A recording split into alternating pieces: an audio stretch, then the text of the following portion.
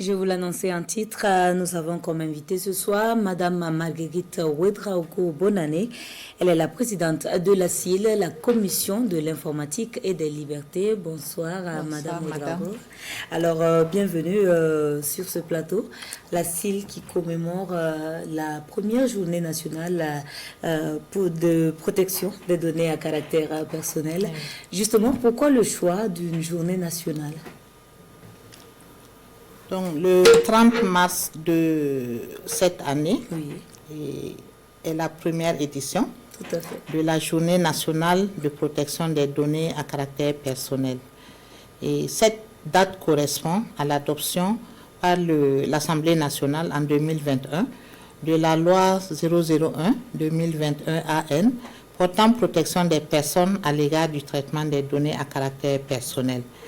Donc, en adoptant cette loi, les autorités du Burkina, les plus hautes autorités du Burkina, ont permis à la Commission de l'informatique et des libertés d'avoir un instrument juridique à même de lui permettre de mener à bien sa mission.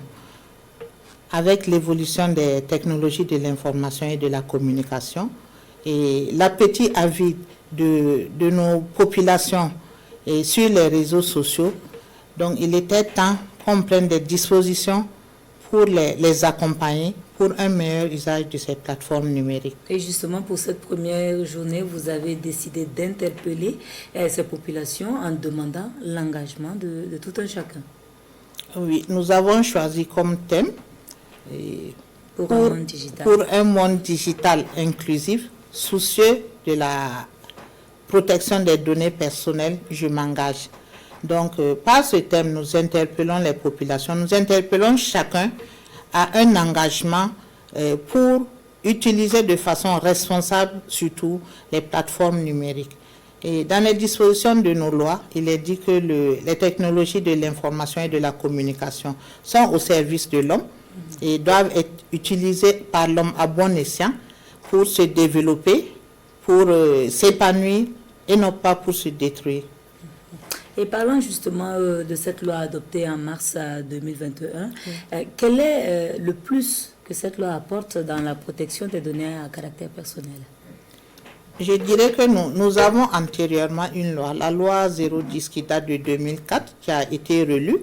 Et cette relecture nous a permis de corriger les insuffisances de l'ancienne loi et d'adopter la nouvelle loi.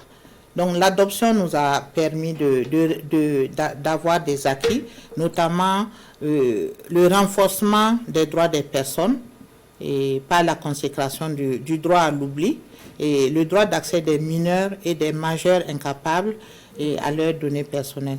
Également le renforcement des pouvoirs de contrôle et de sanctions de la Commission. Et également l'institution des délégués à la protection des données personnelles qui vont constituer nos relais au sein des différentes entreprises qui vont accompagner les responsables du traitement à un meilleur traitement des données personnelles collectées. Également, nous avons comme réforme le renforcement de la coopération entre autorités de protection, de l'entraide et de la coopération entre autorités de protection, sachant que le domaine, la matière, la protection des données personnelles ne peut pas se mener en vase clos. Donc, dans cette loi également, nous avons renforcé les conditions de transfert des données vers l'étranger. D'accord.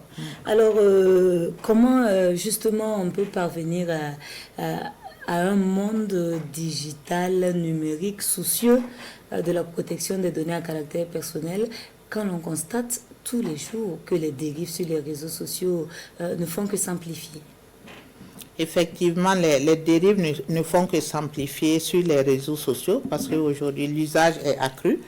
Et au niveau de la Commission de l'informatique et des libertés, nous avons initié des actions d'information, sensibilisation à l'endroit de la population pour les appeler à de meilleurs comportements sur ces plateformes numériques-là. Également, nous avons lancé une campagne d'éducation au numérique à l'endroit des élèves et étudiants. Et nous allons vers le public, nous menons actions de communication grand public pour sensibiliser davantage les populations. Nous traitons les plaintes des victimes et des personnes dont les données sont violées et nous menons des actions de contrôle sur le terrain pour voir la conformité des traitements effectués par les responsables de traitement aux dispositions de la loi pour qu'ils puissent respecter les droits des personnes en matière de traitement de leurs données. Alors, vous parlez tout à l'heure de sensibilisation des populations. Est-ce que vous arrivez véritablement à toucher toutes les couches de la population quand on sait que on a de plus en plus des utilisateurs qui ne maîtrisent pas forcément la langue de Molière, mais et qui n'ont également pas connaissance des instruments juridiques qui sont adoptés pour toute violation des données à caractère personnel? D'où la multiplication de nos actions de sensibilisation. Et nous sommes arrivés à traduire la loi portant protection des personnes en langue nationale, et que nous avons mis sur des contenus multimédia que nous distribuons aux associations pour que les analphabètes surtout soient imprégnés, pour qu'ils apprennent ce que c'est que la protection des données, pour qu'ils soient informés, sensibilisés à de meilleurs traitements. Donc vous voyez aujourd'hui que nos femmes dans les villages et campagnes utilisent beaucoup de téléphones.